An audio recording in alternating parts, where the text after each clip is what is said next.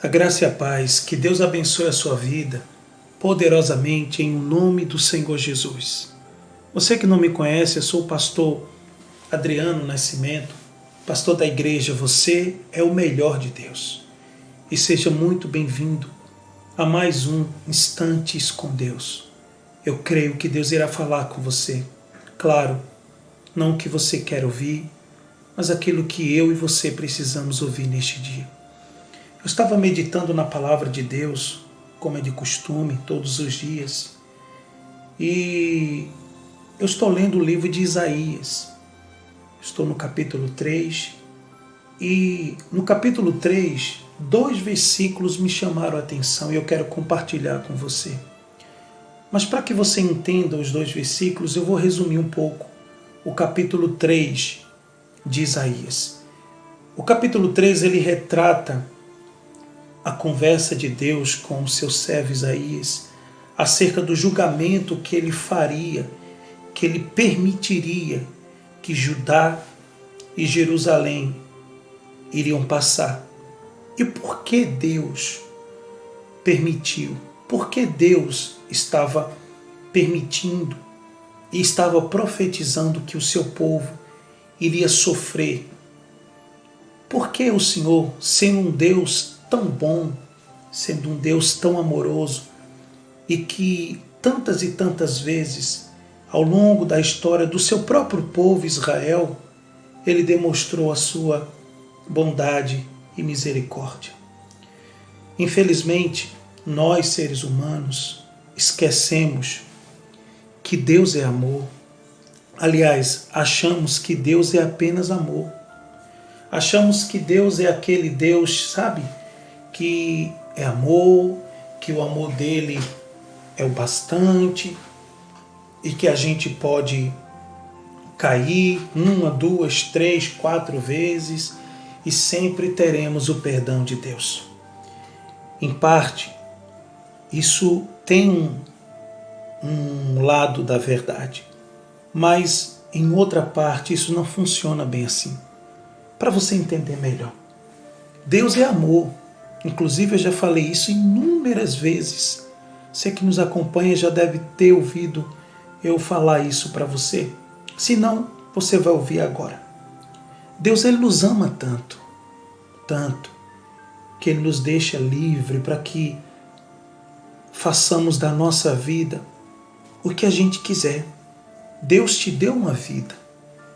Deus te deu um fôlego de vida, um corpo.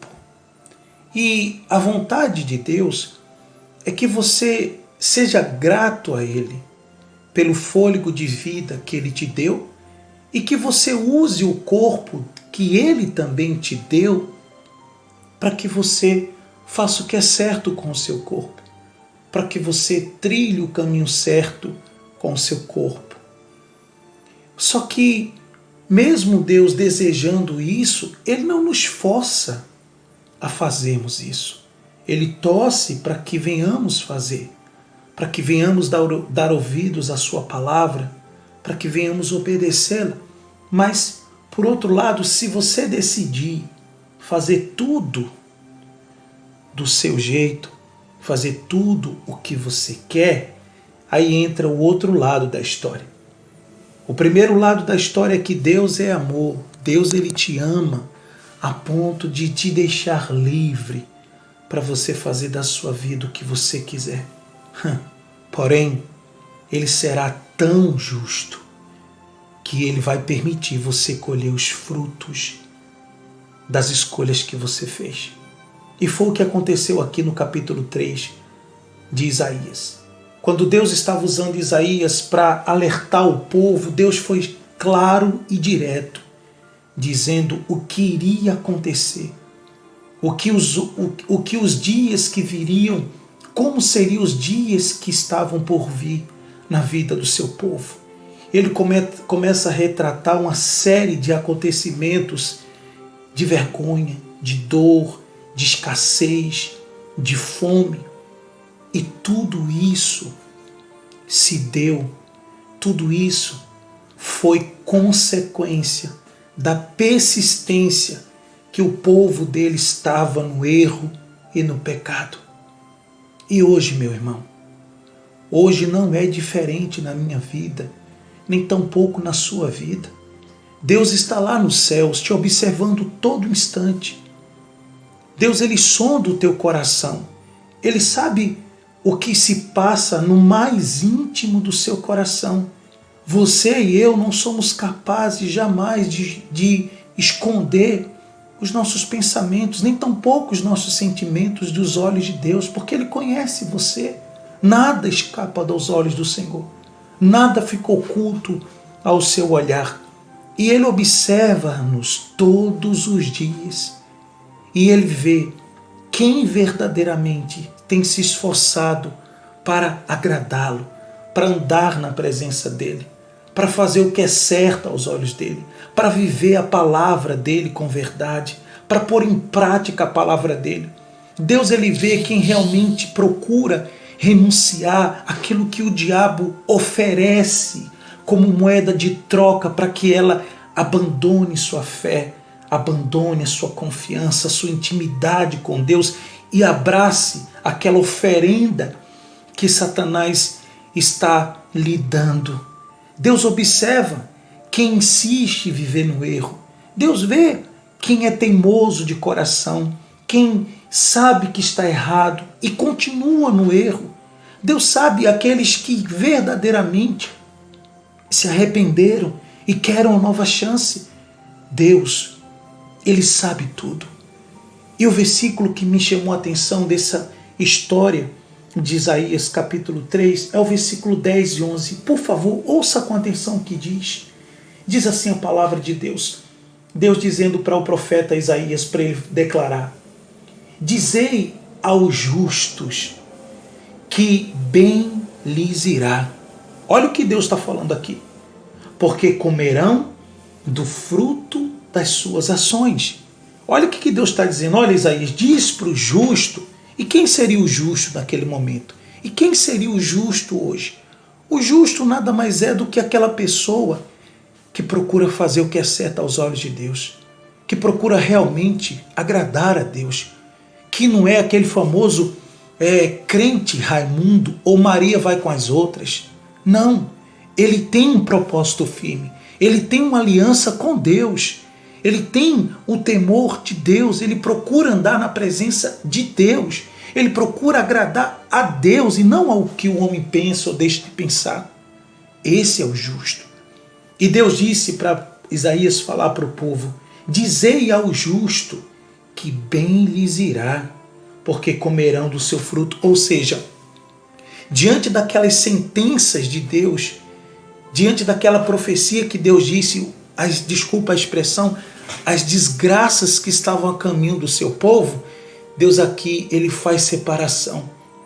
Porque Deus sabia que mesmo diante de uma nação corrupta, diante de um povo rebelde, mesmo diante de uma nação onde a maioria não estava nem aí para Deus, para agradar, para fazer a vontade de Deus e sim as suas próprias vontades, Deus via que existia pessoas que estavam se esforçando para não negar sua fé, para não negar sua obediência, que estavam se esforçando para fazer aquilo que era certo aos olhos de Deus e agradar a Deus. E por Deus ver essas pessoas, Deus ele diz que o bem iria vir sobre eles e não o mal, porque eles comeriam dos frutos das suas ações. E qual eram as ações do justo? É que eles, mesmo diante de um covil de ladrões, mesmo diante de uma nação corrompida, eles se mantinham fiéis.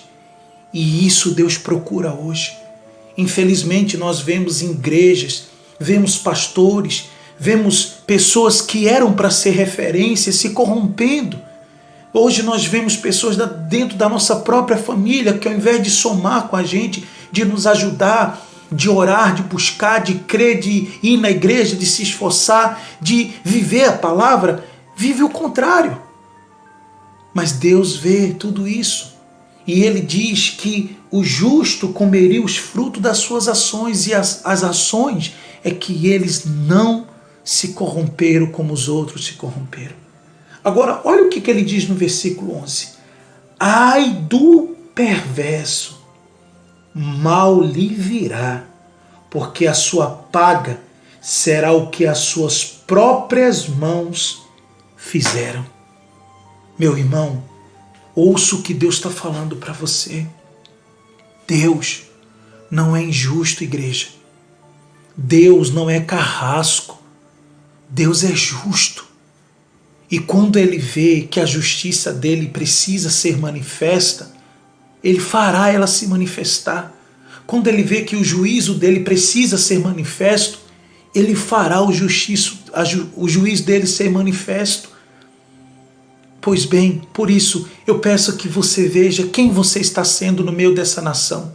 Quem você está sendo no meio da sua família? Como você está se comportando no meio da sua família? Como é que você se comporta quando ninguém te vê? Como é que você se comporta quando está no meio dos seus amigos? Como é? Você se comporta como um povo justo? Como a parte que decidiu não se corromper, não se vender, não se associar, não compactuar com o que é errado?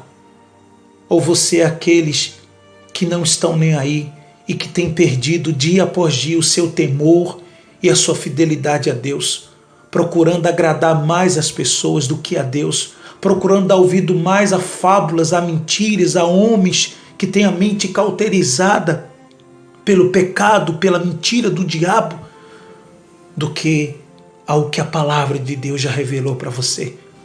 Pois bem, o lado que você decidir ficar, ou a pessoa que você decidir ser, você será o único responsável pelas consequências que virão. Guarde isso no seu coração. Eu sou o pastor Adriano Nascimento e esse foi mais um Instantes com Deus. Que Deus te abençoe, fique na paz e não se esqueça, você é o melhor de Deus.